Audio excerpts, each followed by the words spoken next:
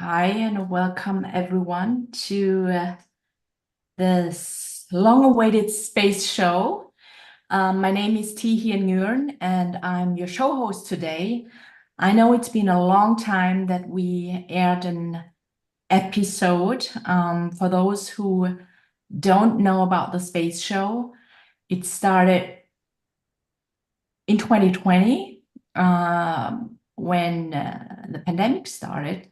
And with the purpose of facilitating access to space exploration, science, tech, STEM education, careers for women and girls around the world in alignment with the United Nations Outer Office Space Affairs SDG 4 and 5. So it's been a great time. Everyone in the first year was locked down. We produced weekly episode, and we put together people from all industry and made space accessible for everyone. So I was one of the inaugural mentors at the Space for Women Network Mentors by UNOSA. I've been doing this for 2 years, and colleagues and friends said, "Here, let's do something for Christmas." And so here we are. This episode is light. It has a light agenda. We have amazing speakers from academia, engineering, and all musicians, educators, children, and teachers. So this afternoon, we gathered to celebrate in these times hope, unity, scientific progress, knowledge, and a child's imagination and performance. The all-pervasive outer space will join us on this journey. We are reminded of Nikola Tesla, my favorite scientist of all times. It is his 80th anniversary this year in 2023. We believe that every child could find inspiration with his work and his legacy. Tesla himself, from his early childhood, was observing the sky, stars, and other natural phenomena. In his later years, as he was investigating, discovering, and creating, he returned to his early years. We want to encourage all children to investigate, learn, question, search for answers, find their inspiration, and follow their dreams. So I would like to greet our esteemed speakers and thank them for their contribution on a short notice. On behalf of the Space Connect Space Show team, I wish you an exciting journey through our galactic fusion. We begin this journal with a Tesla introduction by Ms. Yelena Kovacevic. She is a Space for Women mentee under the leadership of Rothio Kaparis. Yelena holds a Bachelor in International Relations from the Faculty of Social Science, University of Ljubljana. And she's also the author of 2 publications in the field of diplomacy, which is her main field of interest, along with outer space affairs. She's going to give us a brief introduction about Nikola Tesla, and I hand the mic to you, Yelena. Thank you very much. I am very flattered and honored to be here and have the opportunity to shortly introduce one of the greatest inventors of all time. So, Nikola Tesla was a Serbian-American inventor, electrical and mechanical engineer, innovator, futurist, humanist, and a great patriot. He is probably best known for discovering and patenting the rotating magnetic field, the basis of most alternating current machinery, among others. He is often remembered as the man who invented the 20th century, or the Prometheus of the 20th century. Additionally, I would like to say that he was the child of light. Tesla was born around midnight between the 9th and the 10th July in 1856 in Smiljan, then in Austrian Empire, during a fierce lightning storm. The family legend says that the midwife who was assisting Tesla's mother in giving birth declared that the lightning was a bad omen and that Tesla would be a child of darkness. But quite the contrary, his mother said, no, he will be the child of light. And so he was. I will share with you a couple of important photographs um, from Tesla's life while I'm speaking, so you will be able to see even some of his inventions. So, Tesla was from Serbian origin. His father was an Orthodox priest, a gifted writer and poet who owned a rich library where Nikola, as a child, also spent time reading and learning foreign languages. His mother was unschooled but highly intelligent, innovation actually running Tesla's blood. That's why Tesla once wrote, "My mother was an inventor of the first order and would, I believe, have achieved great things had she not been so remote from a modern life and multifold opportunities." So he credited actually both of his parents' influence for his success. Tesla is one of the most enigmatic figures in the science, technology, engineering, and mathematics world. He was a visionary of future technological progress. He was a futurist who envisioned many devices nearly 100 years before they were made. So he predicted smartphones, Wi-Fi, self-driving cars, and possible rise of artificial intelligence. In his autobiography, he stated how vividly and plastically experienced moments of his inspiration. From his early days, he had the ability to create a precise picture of his invention in his mind before he even made it. Images and scenes began to appear to him, accompanied by a flash of light, which blurred his view from real scenes and objects. He explained that it was not hallucination, but at that moment that he could not really that he could actually see images so clear and vivid that he would use it to clarify later in his inventions. Later, he really used this power in his work in creation. As he matured, he displayed remarkable imagination, creativity, poetic touch, the ability to visualize even in 3 dimensions. Tesla also had a photographic memory, meaning that he could memorize entire books, images, and could recall extensive data and events even from his childhood. He kept his inventions and plans in his head, and he tended to never write them down. Tesla's most significant inventions are the polyphase system, the rotating magnetic field, the asynchronous motor, the Tesla's coil. He also discovered one of the ways to generate high-frequency current, made a significant contribution to the transmission and modulation of radio signals. The world's first remote control. His work in the field of X-rays was also noted. He also contributed to medicine in many other fields, such as outer space as well. Tesla was actually the author of more than 700 patents, of which most of them were in the field of electrical engineering. Furthermore, he was the only Serb after whom an international unit of measure is named, the unit of measure for magnetic flux density or magnetic field strength. And what was even more interesting, he was a very intriguing person since he was very versatile. His friend, Julian Hawthorne, an American writer and journalist, wrote, "Seldom did one meet a scientist or engineer who was also a poet, philosopher, appreciator of fine music, a linguist, a connoisseur of food and drink." Additionally, Tesla spoke 8 languages. The inventor was a great humanist who worked to improve the quality of human life itself, although he did not care about his well-being, and unfortunately, he died in poverty. So, this Christmas special edition connects outer space, science, art, children's curiosity. So, I would like to end with Tesla's words. "Imagination was the wheel with which astronomers were able to collect stars from all galaxies. It is the creative energy identical to the energy of light.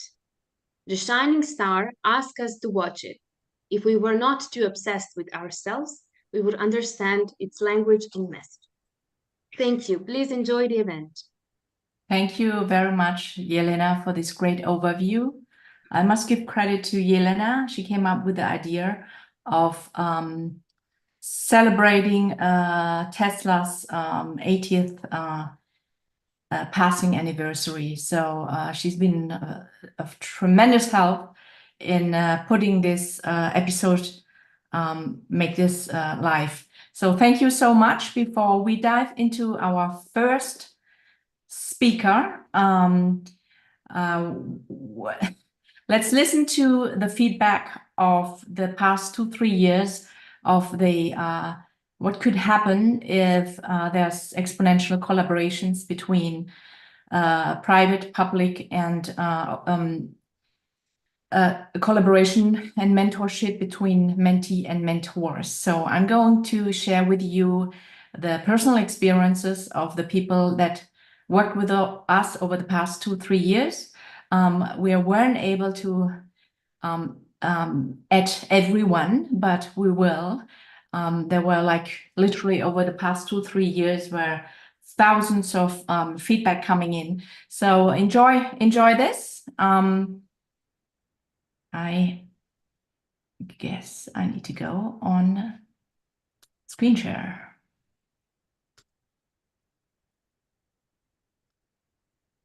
Okay, can you see this screen? The importance of women and children are the future of our future. I can't wait to see more episodes of Space Girls and Space Coalition. You get to learn so much about the future of humans in space and make amazing connections.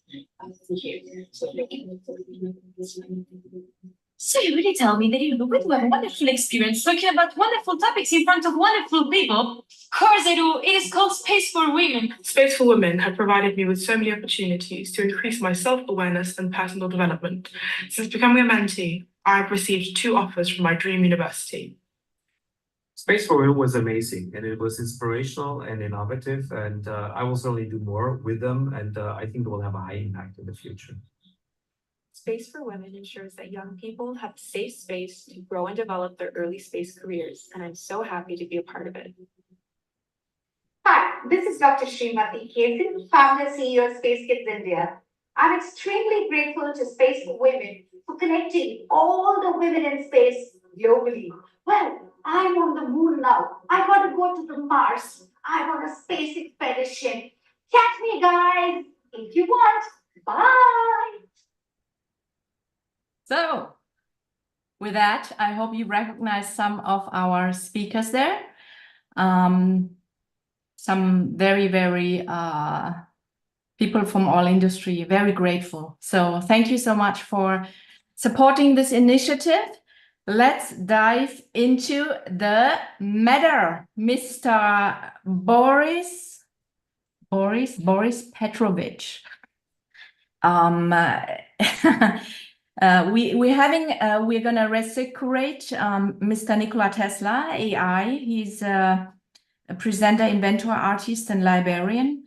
He will address the public today as a conversational AI, as a virtual being of Nikola Tesla in the meta. The floor is yours, Boris. Greetings. My name is Boris Petrovich. Greetings from the ExoTesla metaverse. I develop virtual reality simulations for the purpose of training for future astronauts. Here we are in one of the virtual reality worlds. I was invited by some Nikola Tesla's extraterrestrial friends to display how could a possible human settlement on another planet, an exoplanet like this, be created. So I will just casually stroll in virtual reality around this exoplanet world with 3D printed habitat constructions. This is a nice display of virtual reality and metaverse technologies. So allow me about 10 seconds to switch scenes where I would show conversational AI interfaces and let Nikola Tesla in virtual reality speak for himself about the importance of his inventions for space exploration.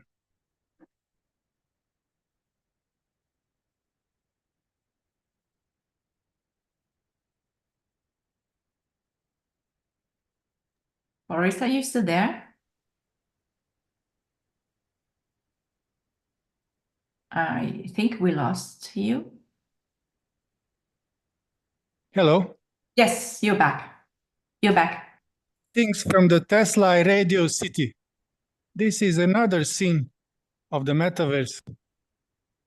I am speaking from the top of the Tesla Tower. This amazing feat of engineering is a recreation in the virtual reality of the famous Nikola Tesla's Wardenclyffe Tower. This is a model radio city, as Tesla would imagine a creation of a free energy community around his wireless energy transmission tower. So here we have free energy for the houses. We have a small Orthodox church because of Nikola Tesla's heritage. We have a virtual reality library and even a Nikola Tesla Institute, where in the vast metaverse, multi-user virtual reality, we could collaborate on projects regarding energy technologies. So here is the conversational AI, Nikola Tesla, the virtual being. Maybe we can start discussing with him at the Tesla Radio City Auditorium. I will ask it first a simple question. Talk about your patents.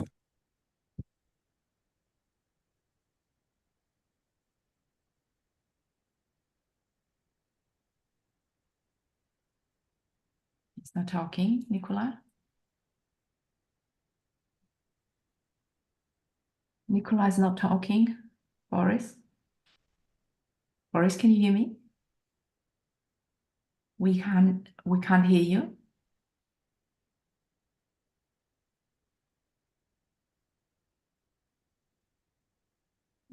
We lost audio again.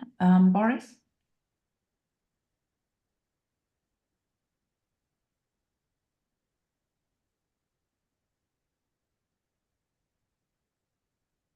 Can anyone hear Boris?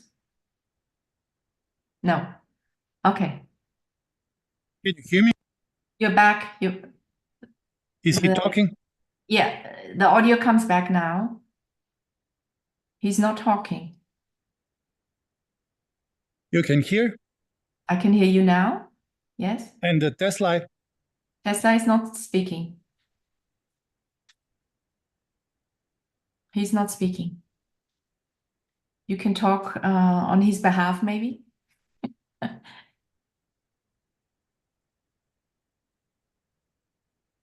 He's not speaking, Boris. We cannot hear anything right now.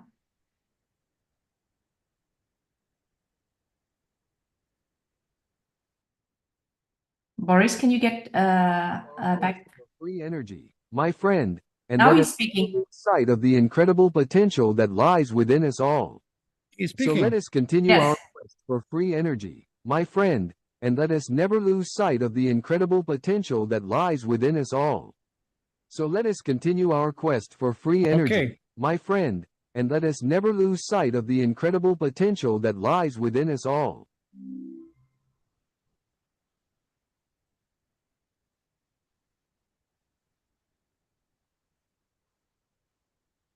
Okay.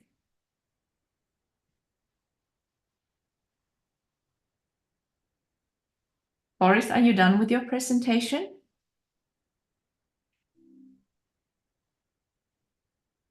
I cannot hear you right now. Sorry about the Yep. technical difficulties. I can hear you now. Okay. At least we can set up for the questions. I think the show can go on now, and later we can ask the virtual reality interface some questions during Yes. the session. Thank you. That was really cool.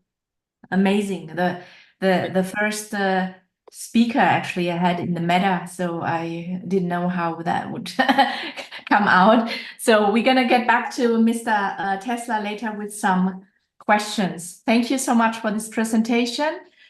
Now let's shake our body and have some music from a special musician and educator, Miss Laurie Orth, our first performer. She's a chief music officer. Do you want to stop the screen sharing, Mr. Tesla? Just stop the screen sharing. Thank you very much. Laurie brings together two contrasting disciplines of space exploration and music. She's been with us in previous Christmas episode. She's a teacher and an author, and today she's got a little surprise for us. So I'll leave it to her now. Thanks so much, Ian. Hi, everybody. I'm Laurie Orth, and I teach music and space exploration in the same classroom. And I made a video for everybody. It's a little bit adjacent to today's conversation about Nikola Tesla. And it's, you'll get it. You'll get it. This is how I teach young children and combine the two things. So I'm going to screen share, and then I will expand it. And here we go. Screen share. Share. Expand. And here we go. Hey students, it's Mrs. Orth. Today we're going to talk about rockets, recorders, and roadsters. Tesla roadsters. We're going to take a look at the recorder piece called Starman from my book, Rocket Recorder. Back in 2018, SpaceX launched its Falcon Heavy rocket for its first flight. They call that a demo flight. They included a very special demo payload, a Tesla Roadster car. Here are a few pictures of the car as it reached orbit. Starman is the mannequin sitting in the driver's seat. For more video footage of this demo flight, check out the link below this video's description. All right, let's get your recorder out and get ready to play this piece. You're going to need an E. So this is G, your thumb, 1, 2, 3, and then these two fingers, that's your E, and then you'll need G, A, and B.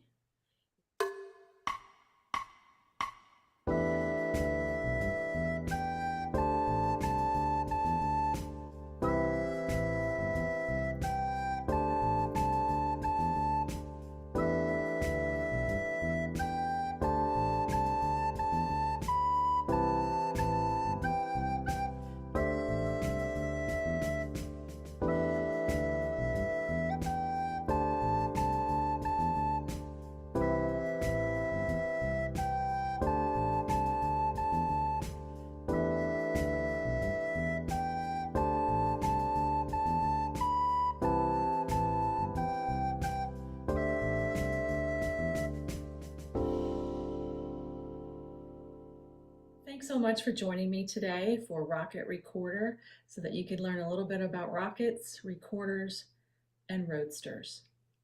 Tesla roadsters. For more information, check out my website at laurieorth.com. Remember, music matters, and so do you.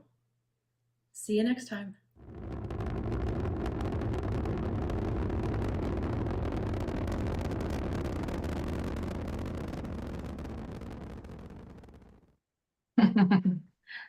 Bravo, Laurie. All right. So Thank you. that's what I do, and that's how I bring in the space and the exploration into the music classroom for young students. And we just so happen to have some music about a Tesla Roadster. Thank you so much. That's so cool. If I had you as a music teacher, I'm sure I would be more talented. You and Janet, my favorite educators, space educators. Great. Thank you so much for putting this creativity together in that short matter of time. Our next speaker is, I know the kids, they appreciate that. So our next speaker, a very, very esteemed speaker. I'm honored to have Mr. Dr. Engineer Goran Marjanovic. He is a physicist and independent researcher. He's been researching Tesla for over 30 years. So it's best probably, Dr. Goran, you introduce yourself because you've done so much work on the Tesla legacy. Thank you very much. These 10 or 15 minutes is too short to show everything what I've done in the last 40 years, but I'm dealing with theoretical physics maybe more than 40 years, and with Nikola Tesla more than 20 years. But the last 5 years, I study ancient knowledge, Vedic knowledge, and I find that a lot of similarities between Tesla knowledge and the knowledge of the ancients. Anyway, there is no doubt that Nikola Tesla was one of the most important human beings of our civilization.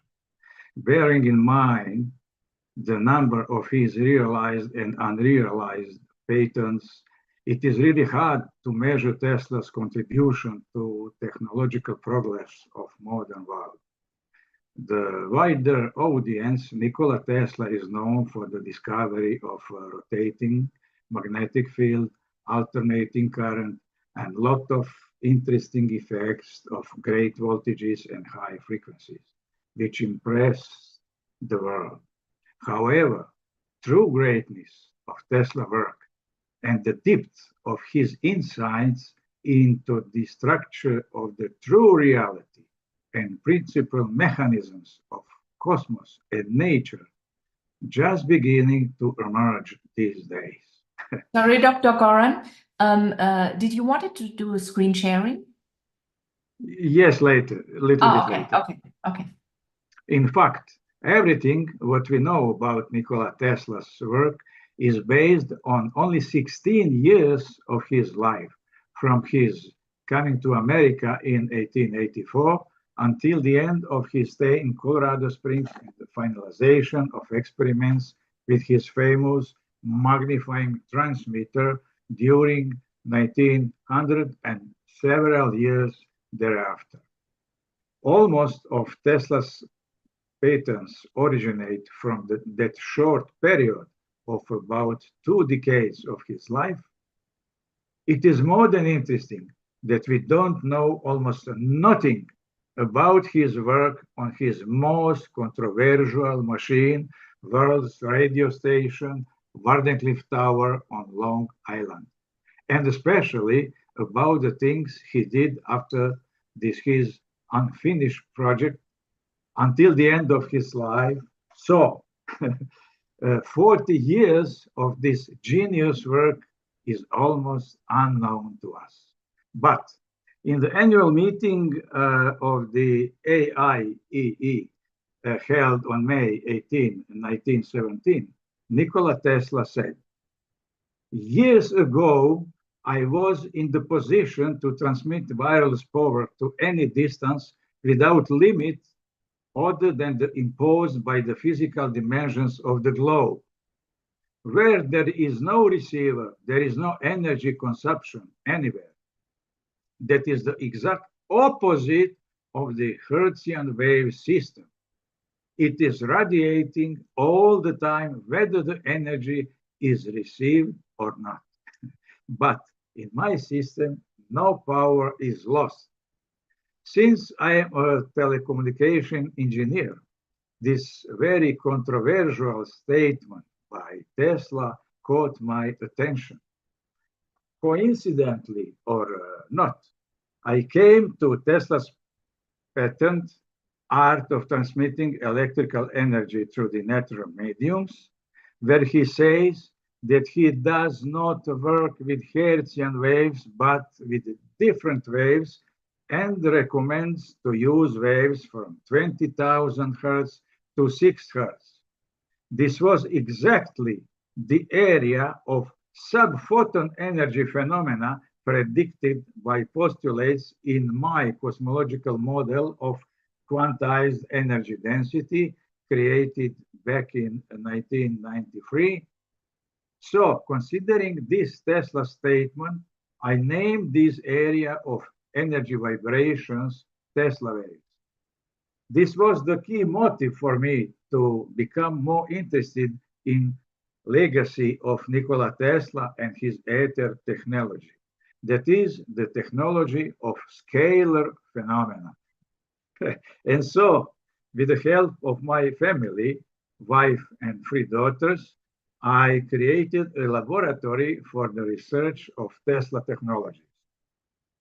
Now we will see my laboratory for Tesla technologies placed near Barajevo beside Belgrade in Serbia, where I have been checked Tesla claims for 20 years, especially those that do not agree with the official science. And now we will show one short movie.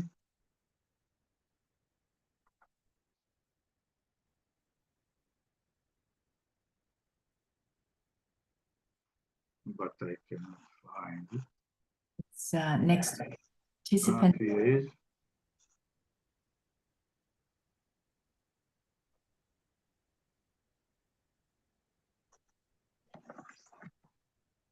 The share screen is next to the participants icon. Share, yes. Yes, now we can see your screen. Go on. You see the movie? We can see, yeah, go on full screen, yeah. No audio yet. There's no audio yet. But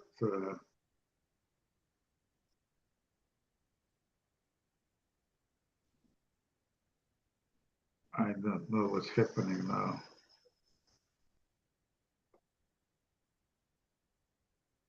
In English, Dr. Goran?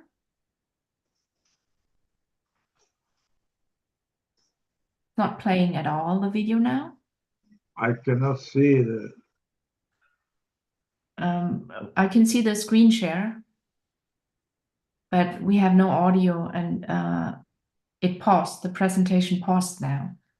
Maybe you can send the link in the chat. I can share it from my side. Can you see? Yes. But there's no audio, yeah? There is no in the start, but it's playing now, yes. Here we can see one special experimental setup with a high voltage oscillator, which is galvanically connected to the extra coil.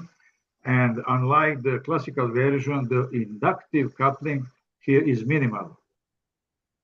This version does not provide a high voltage, so the spark is relatively small, but it generates extremely strong electric field. And now we can hear original voice, which can be heard directly from the spark of Albert Einstein. The same technology of MOSFET provides the spark that can sing and play music. And now my first granddaughter, Anya, and now she's going to university. But she started playing with the Tesla Lightning when she was only 2 years old.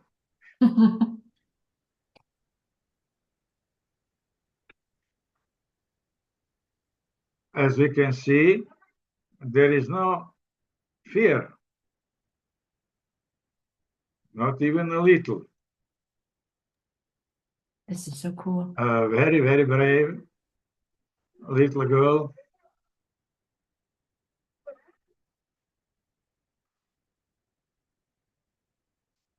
A few years later, my grandchildren have grown to 9, 6 girls and 3 boys, and they all love Tesla.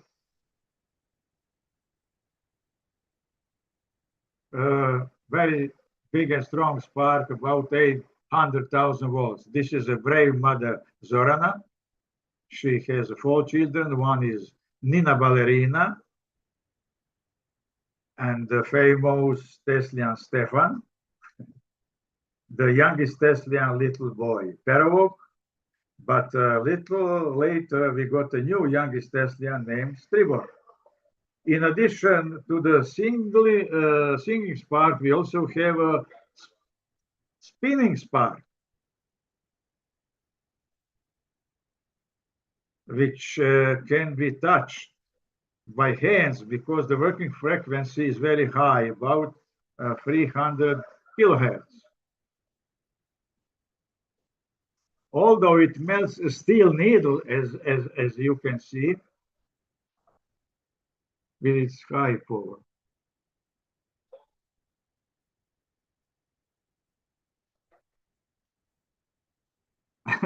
It's a very high frequency and you can touch it. Here we have about 300 volts. But we also have a version that must not be touched because the voltage is very high, about 800,000 volts, and the frequency is low, about 120 kilohertz.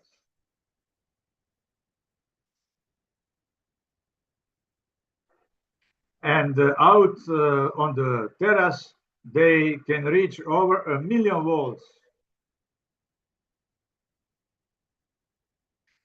For one of the memorials dedicated to Nikola Tesla, I made a miniature levitating Tesla transformer.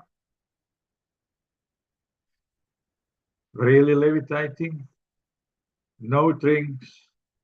The miniature levitating Tesla transformer really float in the air, as you can see.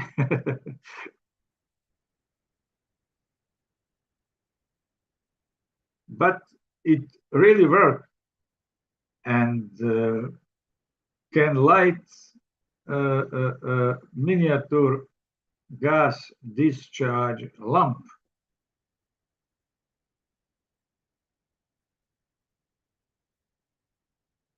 But also a large neon lamp.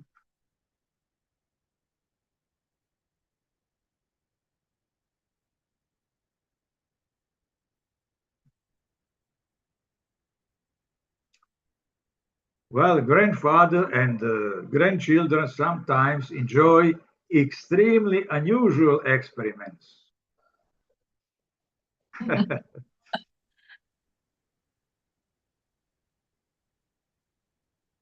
In which very strange sounds are heard on the radio.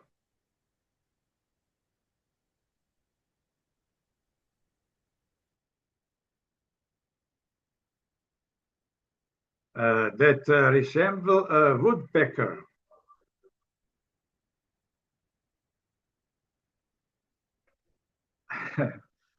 And that is why this experimental setup is called Barayevo woodpecker. In the latest experimental research, I use a scalar wave generator,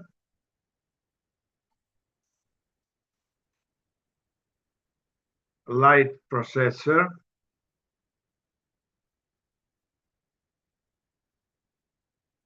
and here is shown the verification of the Tesla special coil operation using polycontrast interference photography patented by Dr. Harry Oldfield, where it is clearly seen that Tesla special coil completely changed the structure of the ambiental field.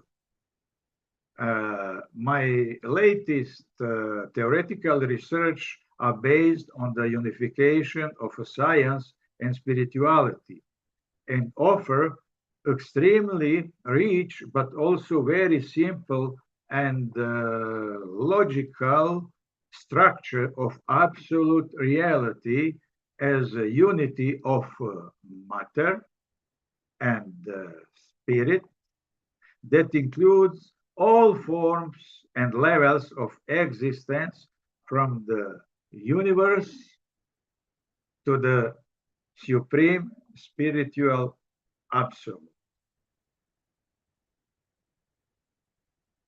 More information, detailed information can be found on my website and questions can be asked at this email. Thank you very much, Dr. Goran. Yes, just a little bit. I have to say something more.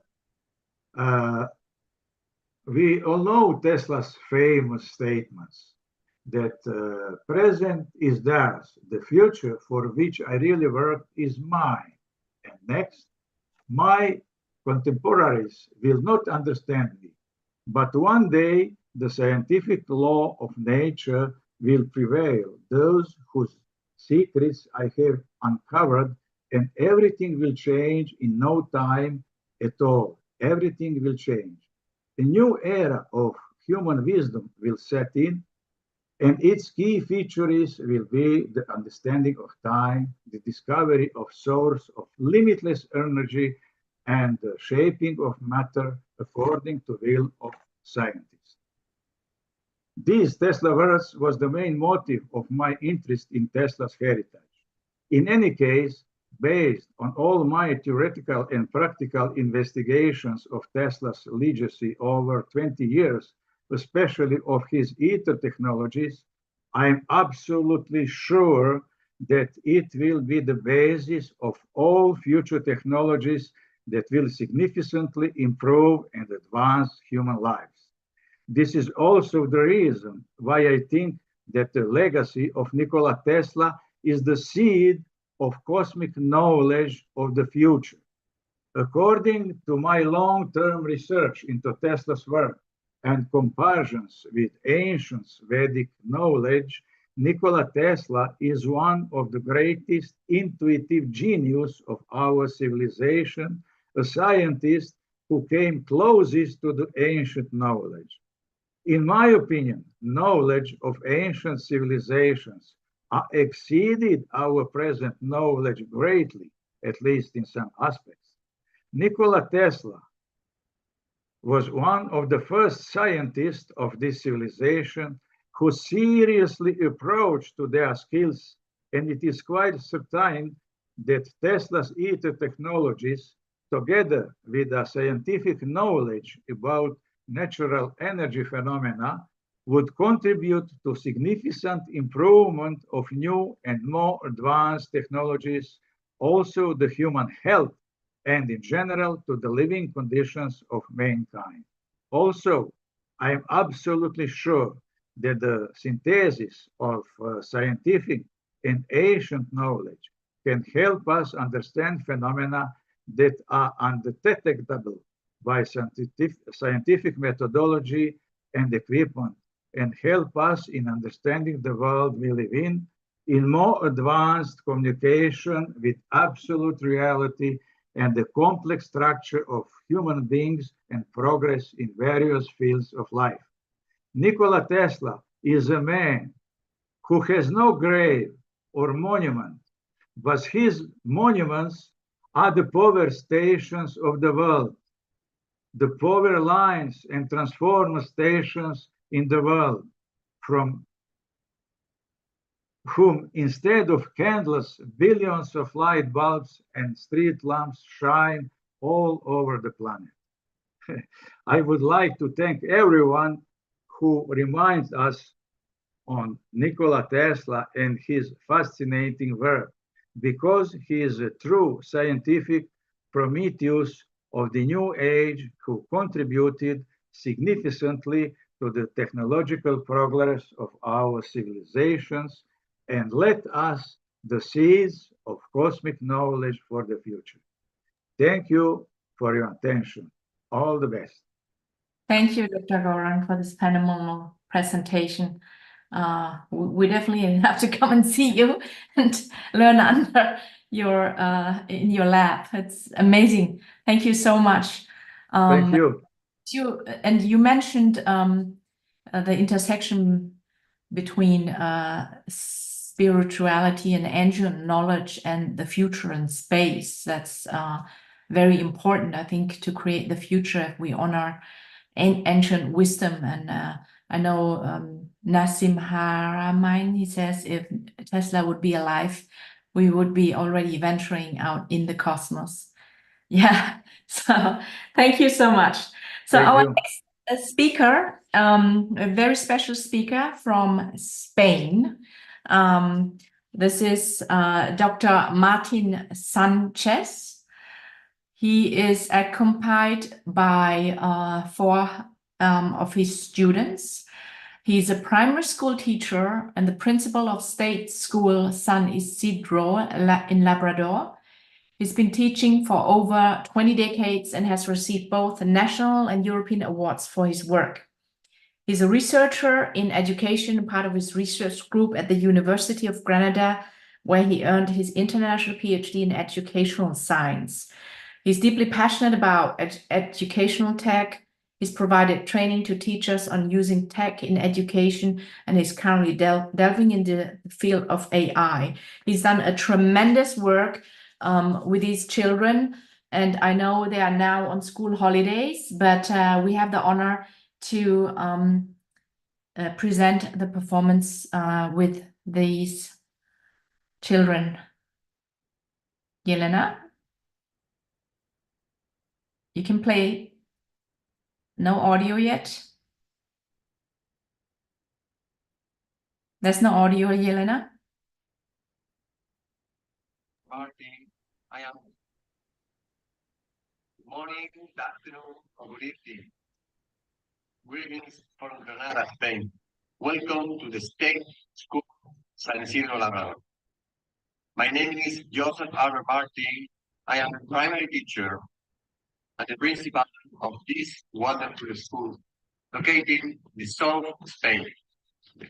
Today, we are excited to share with you the fascinating work our students have been doing on the universe and the outer space.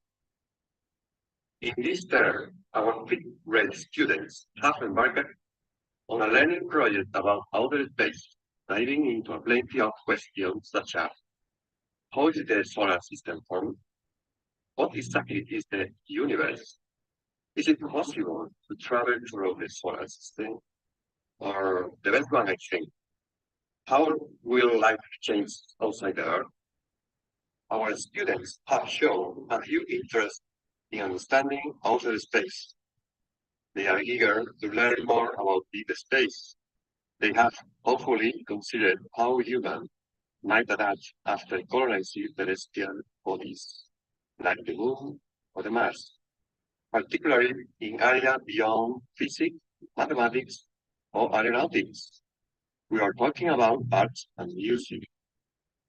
Our students believe that while humans will continue creating art and music, this form will evolve to suit the unique context of outer space. Silvano, Valeria, Oliver, and Lola are looking forward to presenting 2 fascinating projects that we have developed in the classroom. They will be communicating in both languages, English and Spanish. The first project is titled Painting in Zero Gravity, and the second one, Art Gallery in Outer Space. In both projects, our students have explored how art might evolve to meet the needs of space colonizers living on the Moon or the Mars. And who knows, maybe they will be our future lunar colonizer. Amazing. So now we will actually see the project that first of all was made about zero gravity. So we will actually now hear and see what Oliver and Lola have prepared for us. So just a second.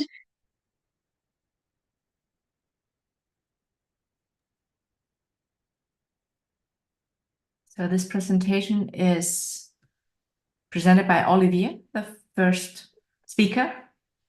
He's presenting Painting in Zero Gravity. At the home school, San Isidro Labrador, and I'm 10 years old. I like athletics and sports, especially football. And when I grow up, I want to be a professional football player.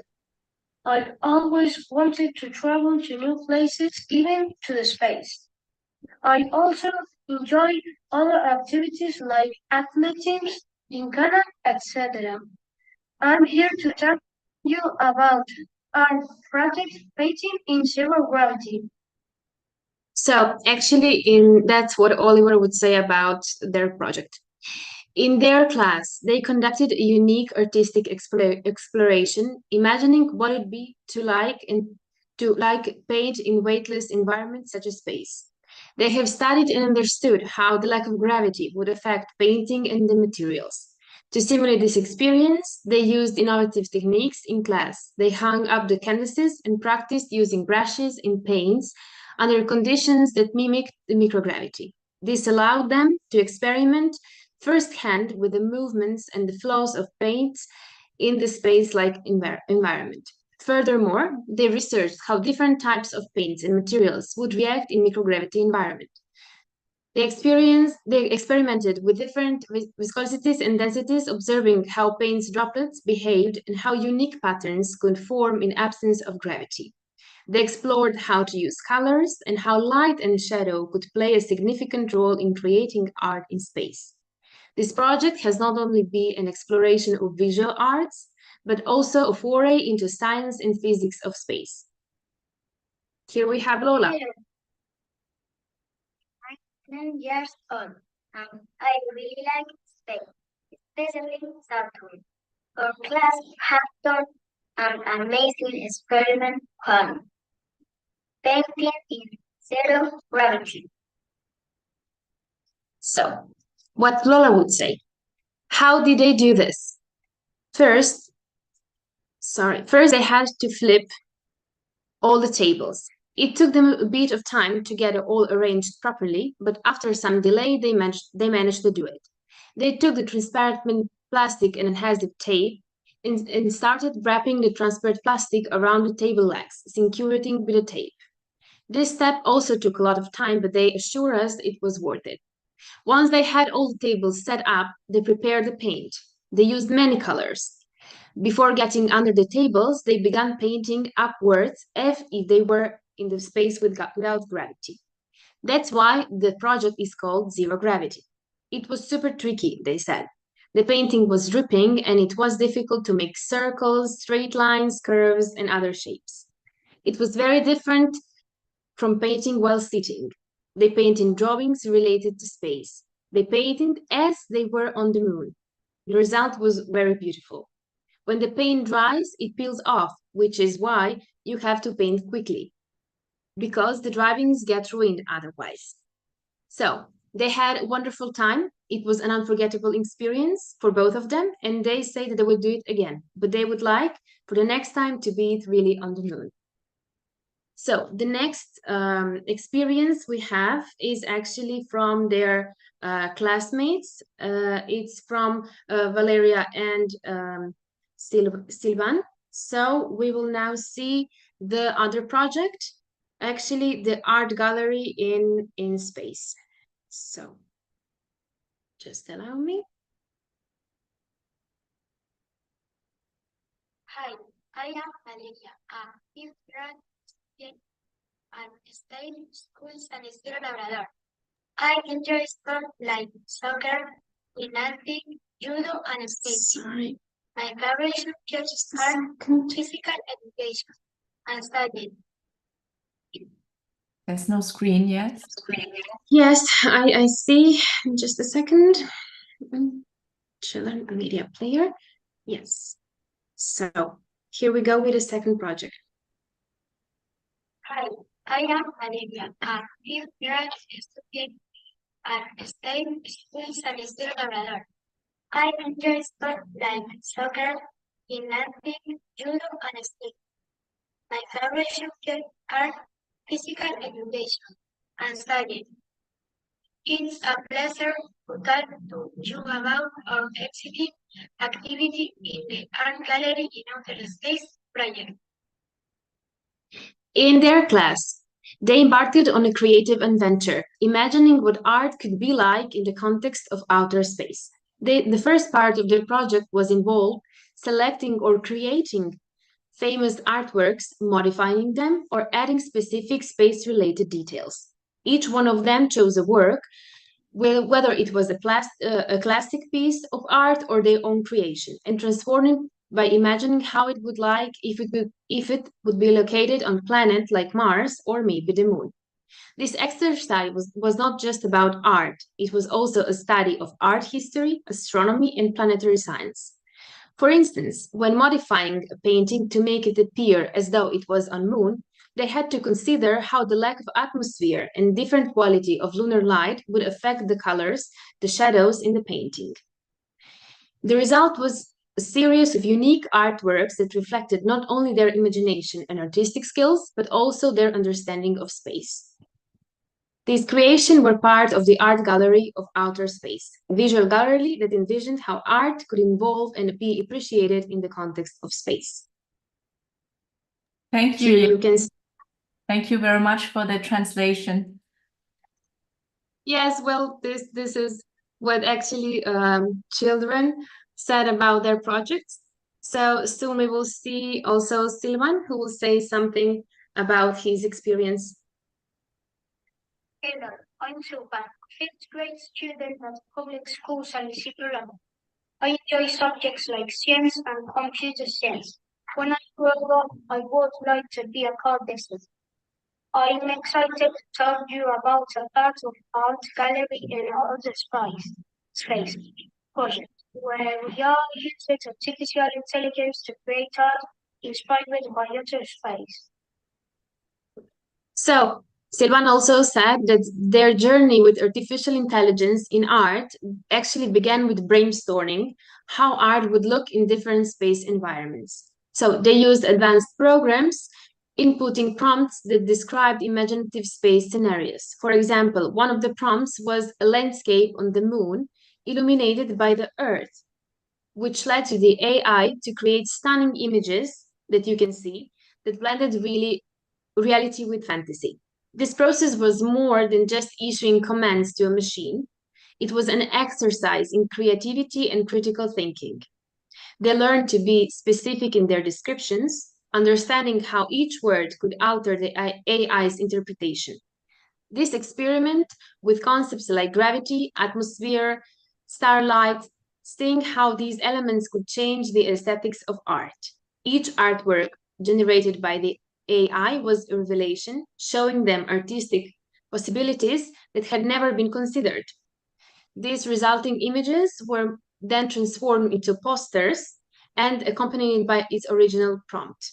This exhibition became a fascinating blend of art, science, technology, demonstrating how AI can be a powerful tool for exploring new artistical frontiers.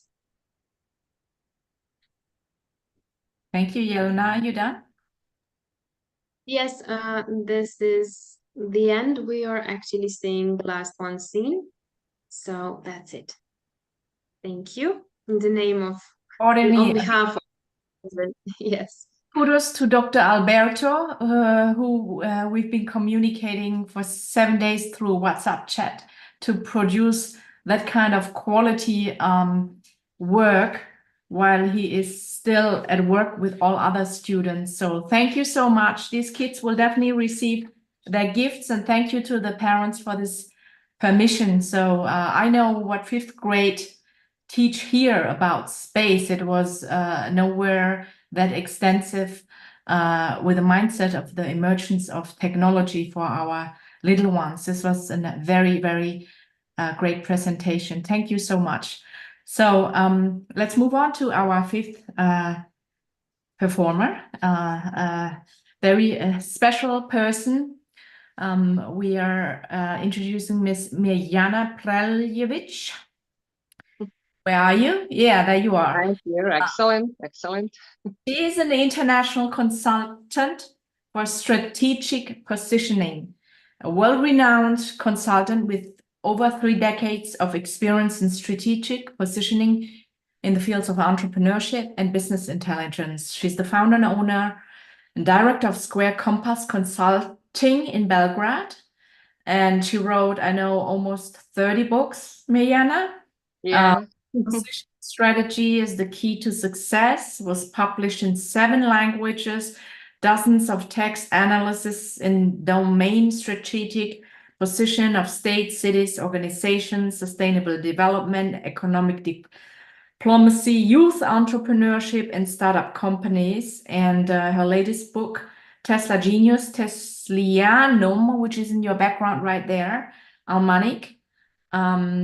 She's also a lecturer at several universities around the world, Harvard University, London School of Commerce, Beijing International MBA, Shanghai, Moscow, Science Po, and so on and so on. Did I miss anything, Mirjana? No? Yes, I just want to say that I need to say thank you, thank you or thanks to Nikola Tesla for all of this, as you mentioned in introducing note regarding my work. I was 16 when I entered in the Tesliana Academy. It was of one of our professors here with his wife. She was a director of Nikola Tesla Museum in Belgrade. And it was amazing when you need and discover what Nikola Tesla and his heritage can do for your mind. And this is the reason why after all this time, some 2015, 16, I try, with the first Teslianum almanac. Teslianum means a Tesla mind, but on Serbian language, like but it's a mind. It's the same word. And then with Teslianum, it means how to enter and what Nikola Tesla said about Tesla mind. I was surprised, after 36 years of researching Nikola Tesla heritage. Of course, I was on the Harvard with my guest lecturing Nikola Tesla, The Strategies of the World. It was amazing how many things you can discover about yourself regarding Nikola Tesla. As the author of the trilogy Tesla, trilogy is about Academy for the Kids. It's a Tesla Genius. After that, it's the same time I, of course, offered the Teslianum Almanac, as I said, and I will show you. And after that, it was Tesla Square, where I, with famous sportsmen like Novak Djokovic, Tanja Petrovic, Igor Milanovic, old world champions, I drew up the Tesla Square in one place, and we connect the kids and youth, all of that. Now we started in the region, but I hope we will do that all around the world. I will just ask now Jelena to share with you some small video. Thank you, Jelena, of Academy of Our Kids, and you will see what we have done with, of course, Novak Djokovic Foundation support.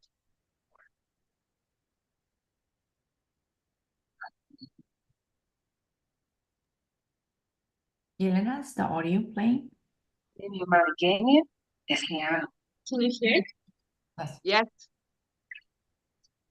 Sledeći prirodni centrom Tesla. Odlično, da li ćemo raditi neki eksperiment? Ne, ali ko će deci koji idu na besplatne radionice posvećene deci? Alternativno tome da dete nauče što više o ovom našem nauci.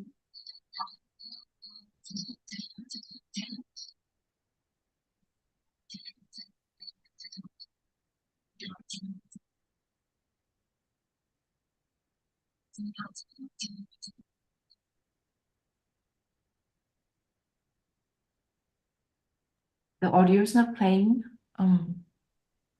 Jelena? Yes. The Do audio, you hear? the audio is not playing. Just now. Can you send me the link? I will play from here. Yes. Will you try to share maybe something about my connection? Sorry. I thought that you could hear it perfectly. Actually, I should find it here. I can play it from my side here. You can try, maybe it will be. We exclusively present you. Yeah, I play it from my side. We exclusive. Okay, so can you stop screen sharing? I'll do the screen share and we play this again. Can everyone hear the audio now? Present you the first analog digital T-shirt from Tesla Square. Unique PS material with which your logo, slogan, or message enable you to get the opportunity to high quality position your organization, product, or services. With every mobile phone with an Android platform, You download and then open a free application in the Play Store with which you can watch our videos made using the augmented reality technique. The application reads the code on the t-shirt itself, and the short documentary inspired by the messages and techniques of Nikola Tesla opens automatically, simple and easy in 3 steps. We offer 5 t-shirts in 5 colors with 5 different videos in English and Serbian. Both language options are on 1 t-shirt. You can choose yours with the app and on the following topics. Blue, what is the mind? Green, what is digital transformation? Red, energy, frequency, vibration. Purple, Nikola Tesla making over the mind. Yellow, analog and digital signaling harmony of the mind. In addition to the 5 basic colors of the shirt, you can also get it in your desired color, just like we did for the Lucha T8 product.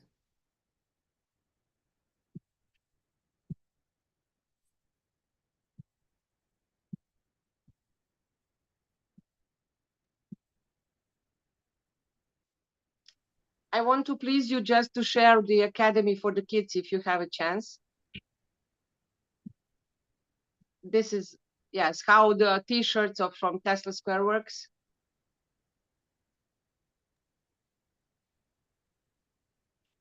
Frequency and vibration. If you want to find the secrets of the universe, think in terms of energy, frequency, and vibration. We believe that the tree serves as antennas, which allow natural subtle energies and information to flow up from the Earth to the stars and planets, and from other celestial bodies into the Earth. Memorable images to constructed visual imaginary. My youthful misery, however, had other compensation. Continuous mental training has developed a power of perception, transmission with the Mama, ako may masturyo. version is ability to broadcast information in the form of binary.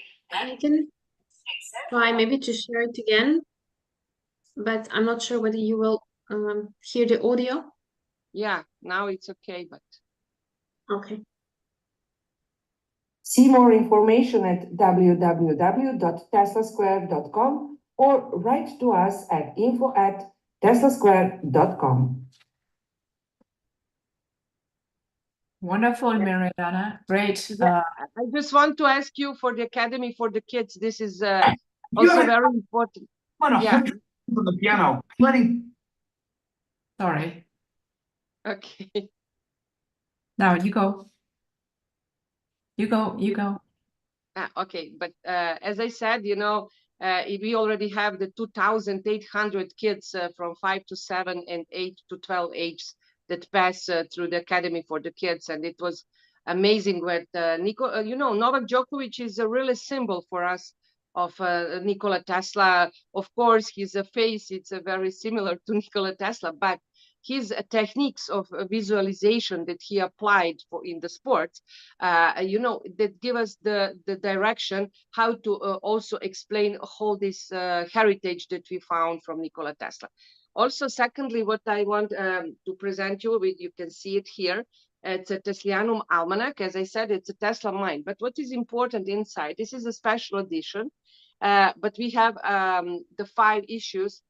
You know, for example, this is also my innovation. You can see how kids learn where Tesla passed from his born hometown, and then through the Tesla call in the Europe, and then through the constellation of the stars. He visited all this and worked in these cities in United States. But anyhow, what I want to show you, it's a whole Tesla life. But it was, you know, this is the same poster as on the T-shirt. And it works now with QR code, but we started with application. When we started 2015, it was the first analog digital almanac of applied science inspired by Nikola Tesla. I'm very proud on that because after my speech on the Harvard, where I explained why Tesla for me is a world strategist, is the Tesla is the father of the sustainability, the sustainable development concept. And it's a lot of things that we can find similar. Anyhow, through my work, as you already presented me, I will just say that I worked 30 years in the on the business level in the areas of strategic positioning. What it means, the key word is a perception. Our perception is a keyword for anything that you want to position. Personality, like Tesla, or maybe some company or organization like NGO, civil society. I work with a lot of different organizations and types, but mostly it's about country. And then when you position one country, it's very interesting, the Tesla for our region, for example, for the few of countries. But also he spent a lot in America, which means that through the Tesla, you can position the concept like a multidimensional, you know, who can connect in the people's mind a lot of different nationalities, but also civilizations. I have a huge connection with China, with Russia, with India, and all of that is based on strategic positioning of Nikola Tesla, which is amazing. You know, when I start, I must laughing because on 2015, when I would speak with the people, they all told me, "Oh, Tesla, you mean a car?" I said, "Okay, no, Tesla is not a car. Tesla is a man." You know, for us who work in the Tesla world, if I can say it like this, and we research a lot, it's a normal. But for a lot of people, Tesla is still inspired by the car. And we need to say thank you to Elon Musk, who started with the Tesla car. But now I want to thank you personally and all your team, and Yelena, of course, who invited me, because this kind of talks and communication regarding why Tesla is so inspiring for us is very important. Anyhow, I combined the strategic position and the Tesla work. And today I offer on the worldwide level, which I work on 4 continents, as you said, algorithm Tesla. Algorithm Tesla is very important because in the whole our world today, we have algorithms all around us, in the banks, trading, distribution, airport, algorithm on LinkedIn, on YouTube, on Facebook, on social networks. Everything is more or less, you know, drives by algorithms. This kind of algorithm that I suggested, it's algorithm Tesla, is acronym from technology, education, science, love, and activism. And these 5 interdisciplinary fields is very important to combine on the right level. For all of this, 5th element, which is ether, is very important because he is integrated of the 4 elements, which is our essential life: water, air, earth, and fire. And then ether is the #1 element also in the periodic system of Mr. Mendeleev that we learn in the school, because he said #1 element 0 is ether, and everything started for him. But his explanation, his sign, sorry, is X. This is the reason why Twitter, you know, translated to the X is the Elon Musk. This is the reason why SpaceX. This is the reason why my new book, like this, just 2 weeks ago, I published. It's a free X free. That's us. X is a very important, not just the letter, but element who connected all of us. You know, ether is in each of our cells, but also is all around us in the space. And it's very important when you work in the strategic world, you know, in the strategies, to explain people this relation, macro aspects from the space to the micro, like a personality. And this is algorithm Tesla. I explained to the people this through the digitalization. You know, it's a digital transformation process that we live today. As Boris started, Mr. Marjanovic also, you know, you see a lot of digital and analog signals today. And in the almanac, I have one T-shirt and one poster. It's how to harmonize analog and digital signal on the perception of our mind. This is something that we share with the young people and with the kids. And I'm very proud that you also showed a lot of other different examples through around the world. But this is from my side contribution. And everybody who wants to know more is Teslianum, like .com, teslasquare.com, or maybe to find us through you. And we will be on the same page, if we can say it like this. Everything is energy, frequency, vibration. And I'm very proud that today we share this very, very fine vibration of Tesla frequency. Tesla frequency is a peace frequency, which means thank you. And if you have any other additional comments or questions, I'm here. Thank you.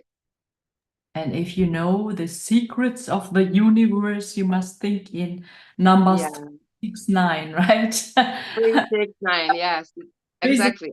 And this episode happened to be 66, you know.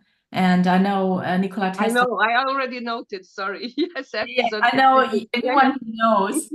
And if you're a Tesla lover, you probably know that he is a pioneering spirit in all fields.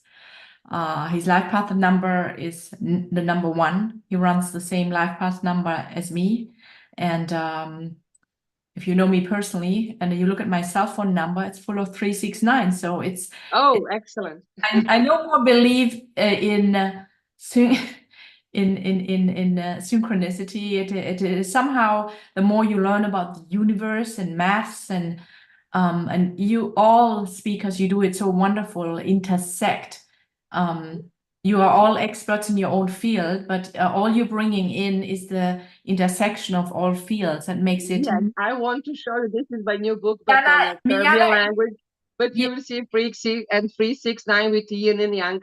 And I will buy all of your books. Yes, it's a lot of people who are really admire this. It's very unique way when I combine business impact for society and Tesla, you know, Tesla mind. And I'm, as you said, I'm a French also. I live in Paris, partially in Belgrade, Serbia, partially in Paris, all around the world. But, you know, it's very interesting that the people, as you said, the 369s who have this in the, for example, the birth of date, or date of birth, sorry, or this kind of similarity, you know, they said, synchronization. I'm in the Tesla frequency of peace, you know, and it's very nice when you start that like I do with the kids, you know, because on the first, you will see the video on the first start of the academy, it's 60 minutes, you know, and I've put the full dynamic with 9 games for 5 minutes. But in the first step, it's a 6 minutes film about when Tesla was a kid. And when they enter in this frequency, then they vibrate, you know. And after 60 minutes, they said, I'm a Tesla genius guy. You know, they slip in the t-shirts, you know. And it's very important when this impact on the kids' mind, that the mind is a treasure, you know, no limits. But as Tesla said, there is no mind who cannot make the mistake, which means you need to be aware of this, to be very polite in the harmonization between your mind and heart, you know, and it's very important to work with very young people, as you said, because creation, imagination, as Tesla said, is a key for every success, for every improvement, you know, innovation, which means if we together work on the development of the creativity and the potential to save that, because the kids, when they are really young, they have a full potential of creativity. But later in the school, with today educational basis, they lose a little bit that. And I work a lot with the teachers in the basic schools, in the ordinary schools, you know, how to do that, you know, how to increase and to keep creativity, because it's a key for their success tomorrow in the world. Thank you very much. I really can speak a lot about this because I live this 24 hours, and the people who knows me, they understand. Thank you. We will get back into the Q&A in the second half. So we're perfectly on time. Thank you. Our last performer today is Mr. Victor Villegas, known as the Drone Singer. He's going to perform a Nikola Tesla, the great inventor, performance. So the floor is yours, Victor. Thank you very much. Hola para todos que hablan español allá. I'm bilingual, so I write songs about science, technology, engineering, art, and math in both English and Spanish. And this is a song that I composed specifically for this show called Nikola Tesla, the Great Inventor. So here we go. Hopefully you can hear my ukulele there. Yes, excellent. Sometimes Zoom likes to turn some of the instrument music off, but I think it'll work. Okay, here we go.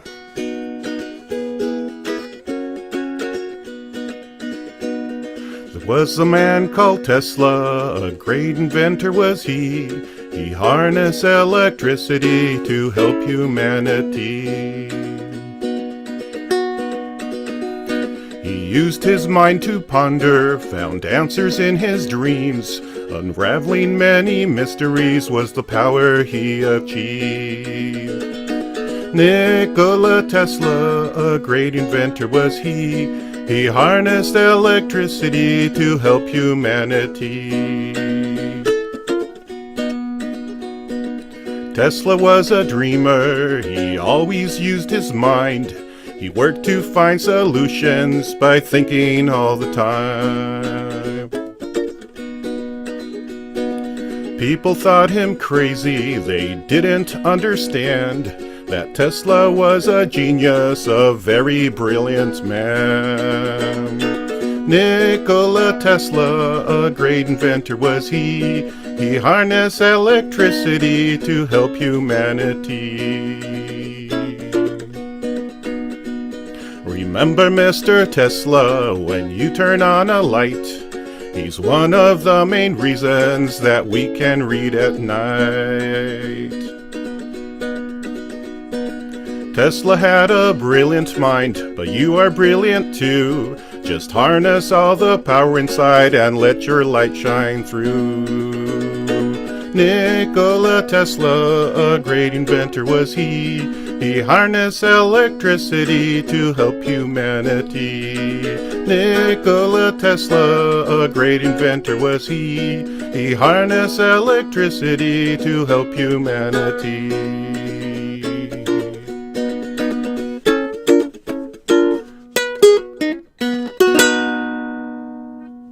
Wonderful. Wonderful. Wonderful. Thank you so much. This is great. Thank you. So this we are perfectly on time. I think we can start with the Q&A now. We have some questions for the children. Yelena? Yes, exactly. So just a second again. And if someone's watching live now, please drop your questions for the speakers in the chat below. We'll promise to follow up if we can't answer them now. So here we can start with the first question. So what has been Nikola Tesla's connection with space? And now we have our children from before actually answering. So for our non-Spanish speakers, I will translate what are the answers, but let's first hear, please, Oliver.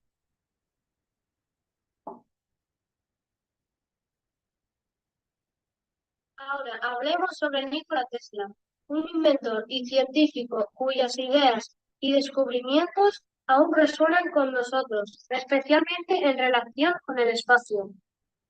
Aunque Tesla no trabajó directamente en proyectos espaciales, su influencia en la ciencia y la tecnología moderna es fundamental para entender cómo podríamos vivir y trabajar en el espacio algún día. So, what was actually Oliver saying?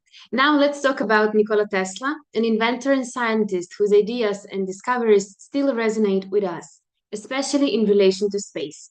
Although Tesla did not directly work on space projects, his influence on modern science and technology is crucial to understanding how we might live and work in space someday.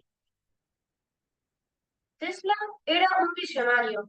Sus investigaciones en campos electricidad y el electromagnetismo son la base de muchas tecnologías modernas. Por ejemplo, la idea de Tesla sobre la transmisión inalámbrica de energía es muy relevante para la exploración espacial.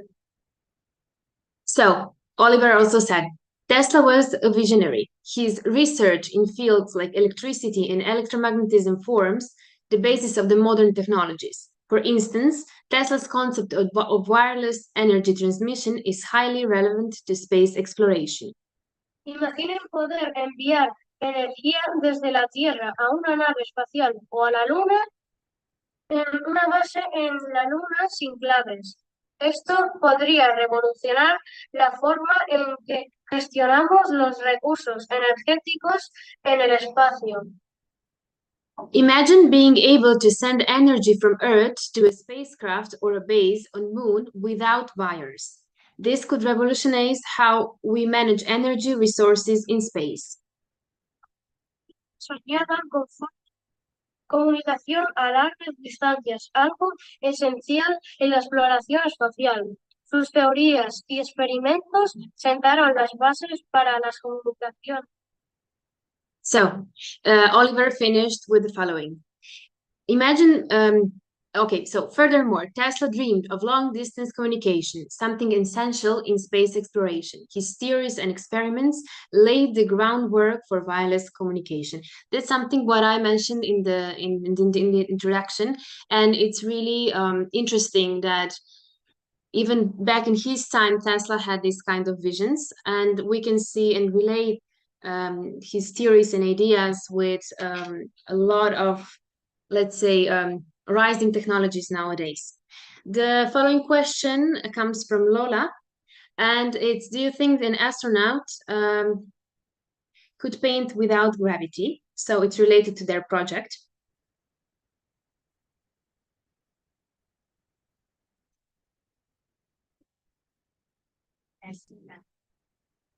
Que puede pintar. Lo que pasaría es que seguramente el resultado no sería el esperado, porque es muy difícil controlar algunas gotas de pintura se quedarían flotando y en vez de acabar en el dibujo acabarán manchándolo todo. So what Lola said, and she answered the question, yes, it can be painted, but the result wouldn't probably be as expected because it's very challenging to control the paint. Some paint drops would likely float around, and instead of ending up on the drawing, they would end up splattering everywhere. So the next question comes from Valeria.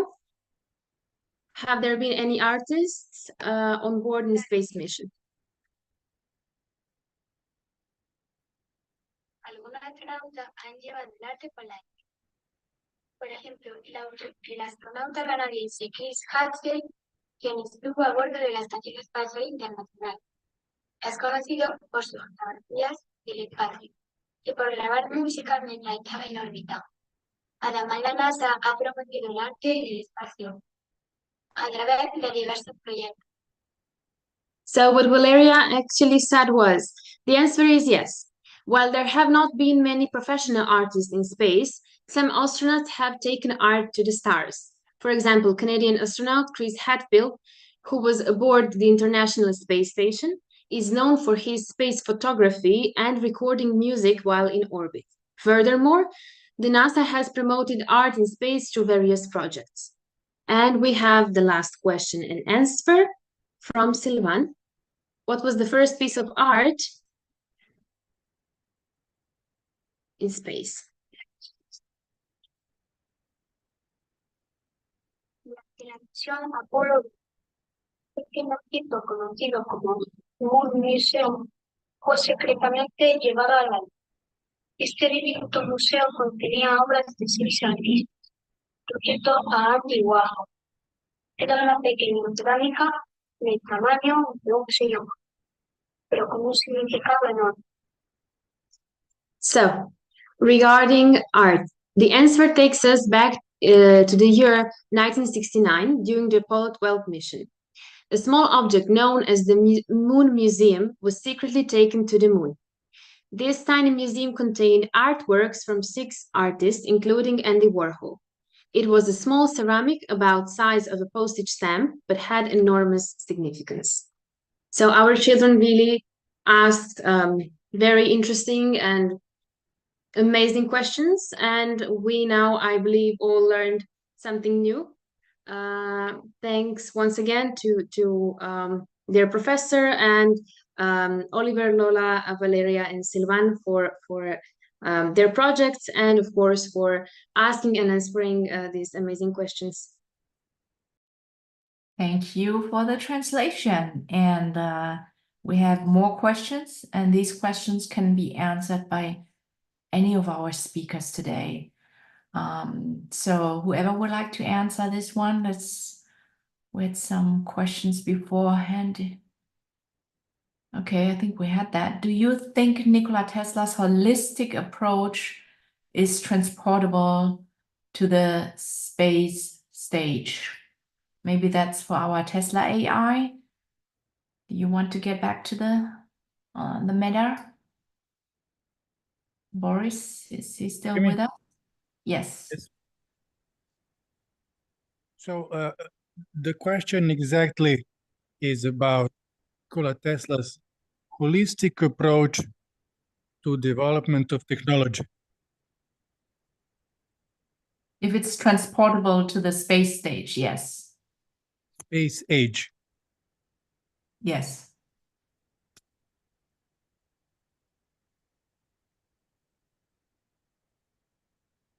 Is Nikola talking? We can't hear him.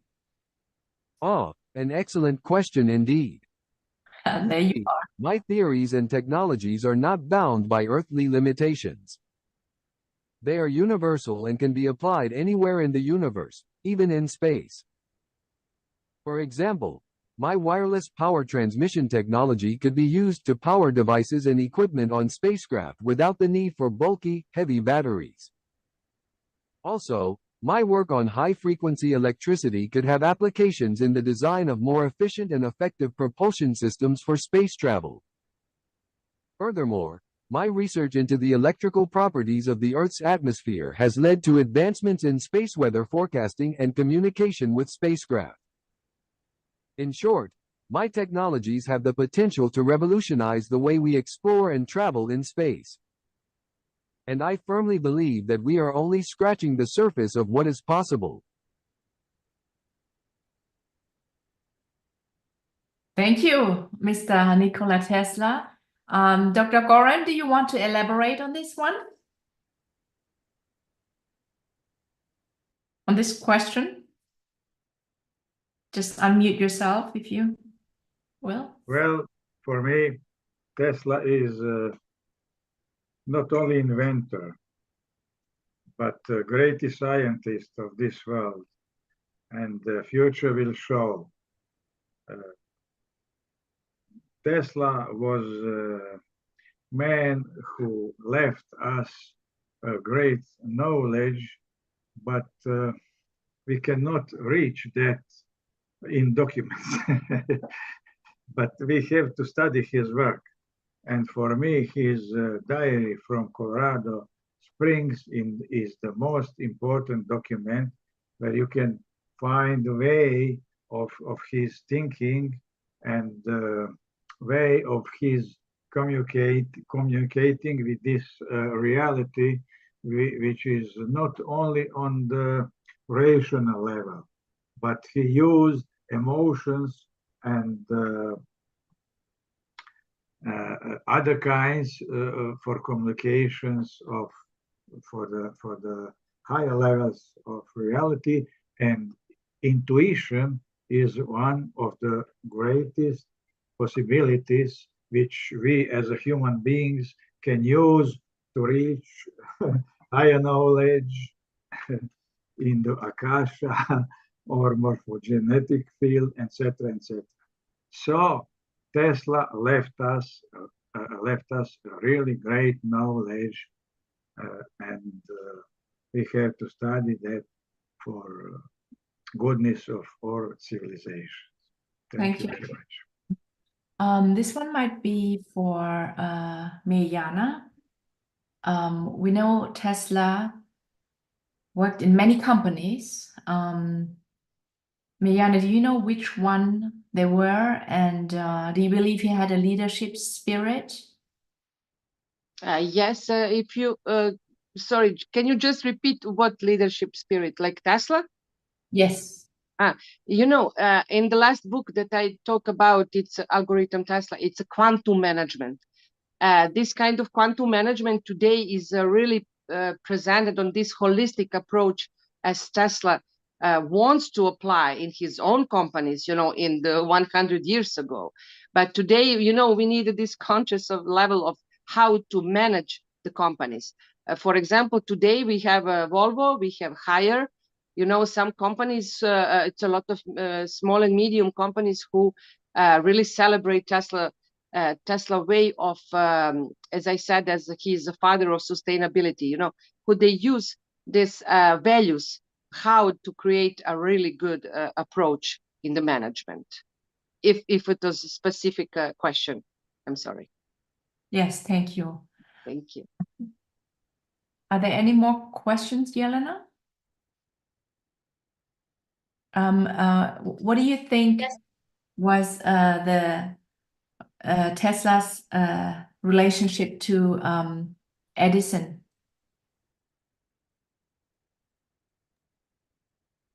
Anyone wants to take this? Just unmute yourself. I think he could himself talk a bit, please. Go ahead, Nikola. This is a tricky question, Ninja. Okay. No one wants to answer it. Oh, Thomas Edison. He and I had an interesting relationship, to say the least. We started out as colleagues and even worked together briefly on a project to improve the efficiency of Edison's direct current, DC, system. However, our partnership quickly soured, and we became bitter rivals. The main point of contention was the use of AC versus DC currents. Edison was an advocate for DC, while I believed in the superiority of AC. Our rivalry became so intense that Edison even tried to discredit my work by spreading false claims about the dangers of AC electricity. But I persevered and continued to develop my AC motor and transformer technologies. Despite our differences, I must acknowledge that Edison was a brilliant inventor in his own right, and I have a great deal of respect for his contributions to the field of electricity. Still, I can't help but think that our rivalry was ultimately beneficial for all parties involved. Our competition spurred innovation and helped to advance the field of electrical engineering to where it is today. Thank you, Nikola. Next. Nikola, can you hear me? Yes. Okay, I have an additional question for him, which is, for the young generations. What advice would you give to future generations? What would you tell them about how to deal with the future and with the space and with the sustainability, and give them some advice, please? It is for the AI? Okay. Just a second.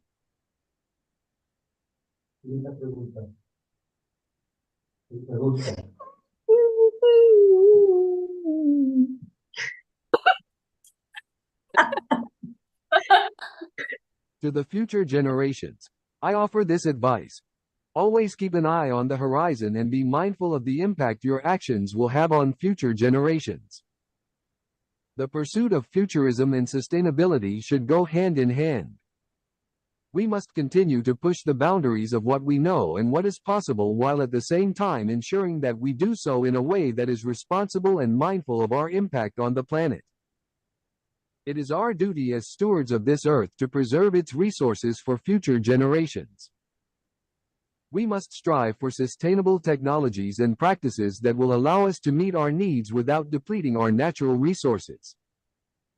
We must also continue to push the boundaries of what is possible and embrace the potential of exciting new technologies that hold the promise of a sustainable future.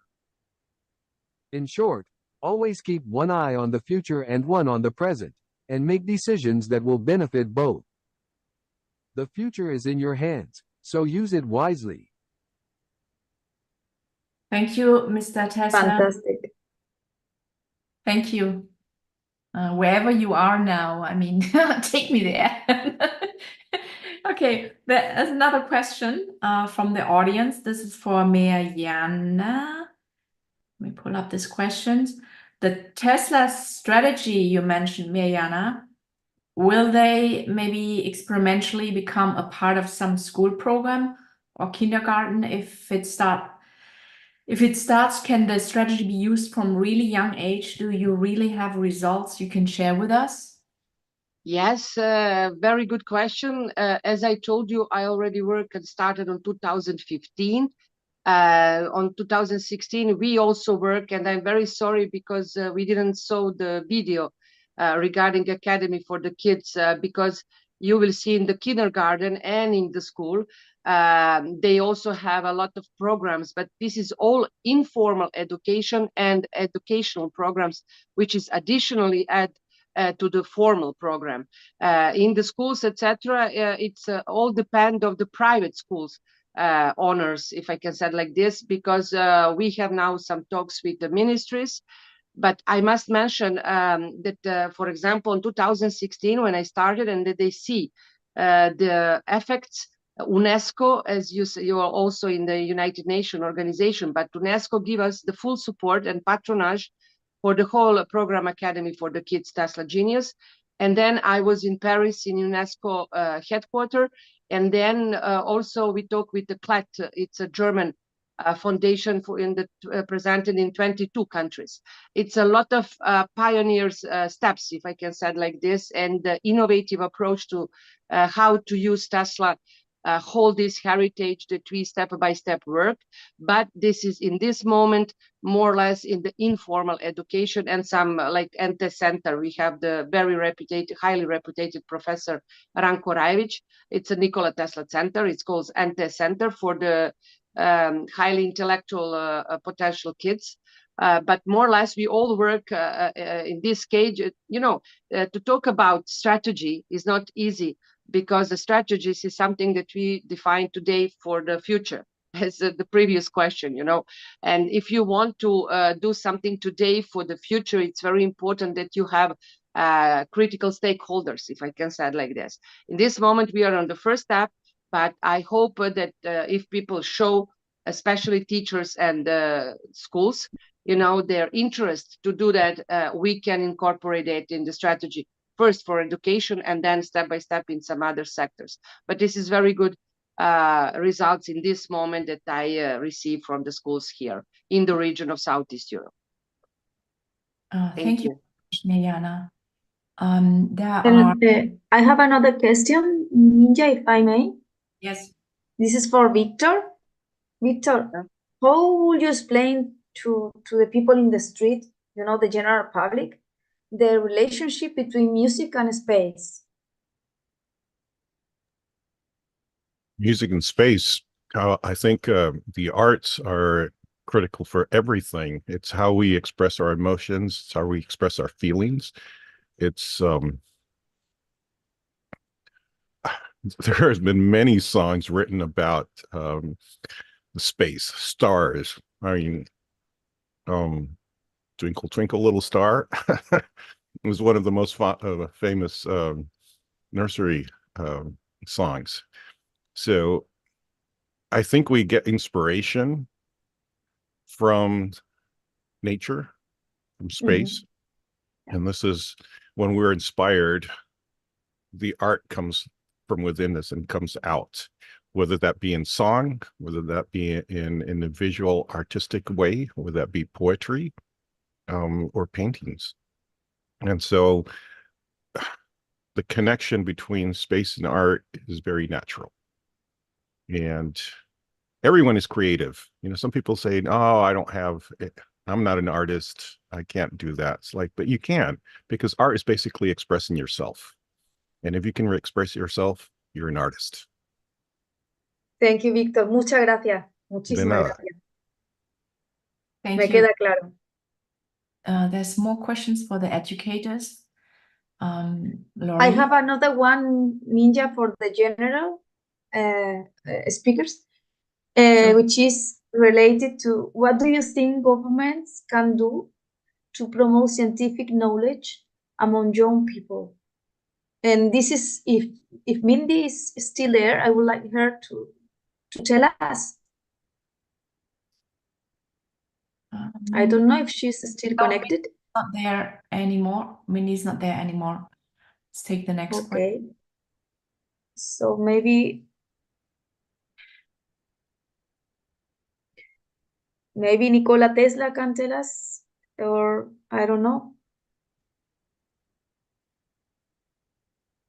Yes, the question is what the governments can do to to promote the scientific knowledge between among young people, you know, how to tell them you have to study science, the science is the future, we have to think about the space, sustainability, and the research, you know.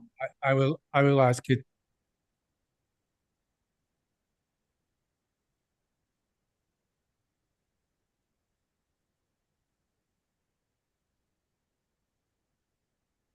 Nicola's thinking, so it'll. Governments can play a vital role in promoting science education by investing in robust science education programs. Such programs should equip students with the necessary skills to pursue careers in science, technology, engineering, and mathematics, STEM, fields. To achieve this, resources should be directed towards improving science education in schools, teacher training, and curriculum development. This way, students can have access to high-quality and relevant science education that promotes critical thinking, creativity, and innovation. Governments can also encourage STEM education by offering scholarships and grants to students and researchers. These incentives can inspire the next generation of scientists and foster a passion for discovery and innovation. Furthermore, fostering a culture of scientific inquiry and discovery can also help promote science education. Governments can support scientific institutions such as museums and research centers where the general public can learn about science and their impact on society. In summary, governments should recognize the role played by science education in driving technological advancement and progress. By promoting science education, governments can equip future generations with the necessary skills to tackle the challenges of today and tomorrow.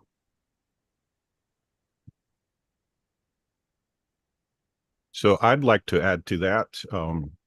It's not just the government, but it's every one of us. It's up to us to model for youth, to be examples.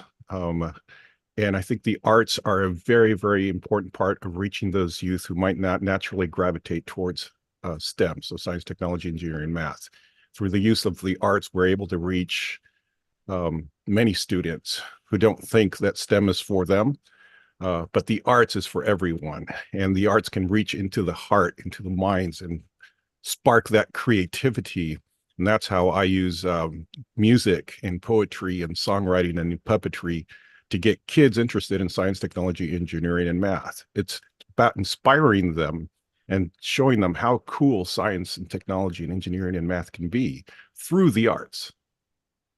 Thank you, Victor.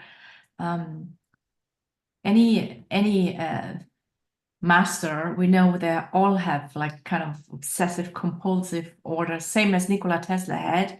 He would run loops around and eat from his plate in 369 and all of that. Almost like an accumulation of maniac that helped him to become great and disciplined, creative. Do you think that behavioral changes in children can channel positively for their development? I mean, almost every fifth child is diagnosed with, you know, ADH or ADHS. How do you think we can positively influence the mind and the heart, and you know, don't suppress our children with creativity and silence them with this medication? Most of them are extremely gifted, but they don't get to express it. Maybe this goes to the educators who are in touch with the children. Lori? I'll take this one. I think it's important to give children the opportunities to experience their emotions through art, through music, through physical activity, through you can learn a lot outside of sitting at a desk and practicing. That's one of the things that I think music can allow students, is when they learn, certainly at younger ages, it's more experiential, experimental, and they're touching and feeling things, music and movement. But as they get older and they start to practice and repeat things over and over, that can help them as they transition into their schoolwork, that things require practice. And they can do different iterations. Like the first time it was this, and then when I practiced it, I was able to accomplish something different. That can translate to science. And it's important to help students develop that muscle. And you develop it by using it. So using that creative muscle in the creative arts can help grow that for students.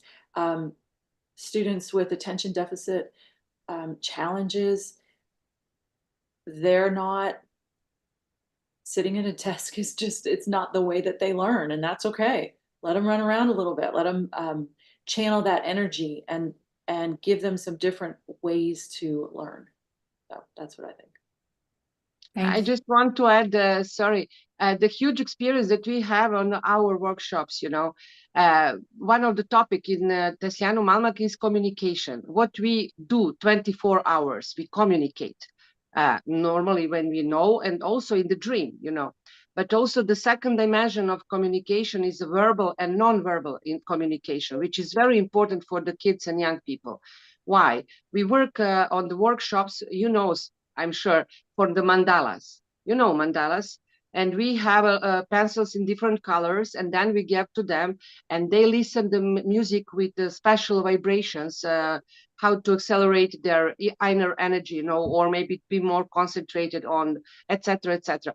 Anyhow, in this field, we explain them that macrocosmos and the space in the micro perception is that picture of mandala. On the starting, when the kids or young people, we can do that with adult also. When they choose which picture they want to colorize, which means, is it animal? Is it something for the nature? Is it some just object or some symbol? It's very important that each step of that, it give us exactly what the kids, especially children who have the problem, how to express themselves. They send a lot of messages, but on the different ways. Is not the same usual way of communication. And then secondly, is also with another kids which have health, they have these social networks, and social medias where they do have limited numbers of the words. This is the second problem. They don't have vocabulary on which way they can express what they want to say. We work also on that. The third dimension is they totally forget to write with the hand. Writing the hand is in the same direct connection with your mind. If you not use your hand to write directly on the paper, etc., you lose the potential of creativity. And this is a lot of studies that really give us a lot of confidence. I'm looking for the words. Anyhow, in the Teslianum Almanac, we also explain a lot of things that you possess. We have the same questions on the starting point. It's very good questions, and I think that we can work in the future on exchanging some maybe exercise or results that we have between the countries, and maybe to accelerate a little bit, normally lead by Tesla or inspired by Tesla. Sorry. Thank you. I think we are pretty much done with all Q&As. I want to conclude and thank everyone, every speaker for their time in the most crazy, busiest time of the year, probably. So thank you for accepting our invite, and invite everyone else to follow these speakers' work. They're doing amazing work out there in the world. And of course, the team. This episode leaves a lot of reflection, inspiration, and learning for myself. I'm very grateful. And these adventure and oddities can become our best allies in these difficult times. It's important that we personally and professionally grow together for an important future of our children. So thank you, everyone. We leave the links to our speakers and how you can contact them in the chat below.